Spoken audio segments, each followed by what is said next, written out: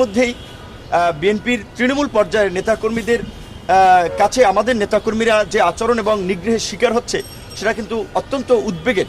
যে আমার নিজের উপজেলা পটুয়াখালীতে আমি প্রোগ্রাম করতে গেছি, সেখানে বিএনপির জেলা নেতা থেকে শুরু করে উপজেলা নেতাদের বাধার সম্মুখীন হয়েছি, হুমকির সম্মুখীন হয়েছি। ব্রাহ্মণবাড়িয়াতে আমাদের নেতাদের পোস্টার ব্যানার ছিঁড়ে ফেলেছে, ব্রাহ্মণবাড়িয়াতে আমাদের নেতাদের উপরে নেতাদের উপরে হামলা করা হয়েছে। আমার কেন্দ্রীয় আইন সম্পাদক ঢাকা জেলার, তাকে আপনার বিএনপি নেতারা এই ঘটনার সংশ্লিষ্ট মামলায় আসামি করেছে এবং নীলফামারীতে অফিস নিয়েছে, সেখানেও হুমকি দিচ্ছে যে গণ অধিকার পরিষদকে যেন অফিস না দেয়।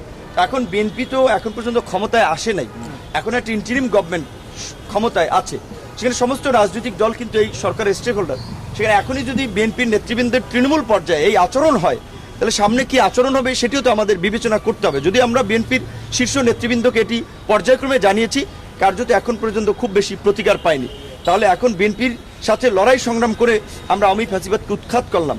এই আন্দোলন করতে গিয়ে আমরা মামলার শিকার হয়েছি, হামলার শিকার হয়েছি।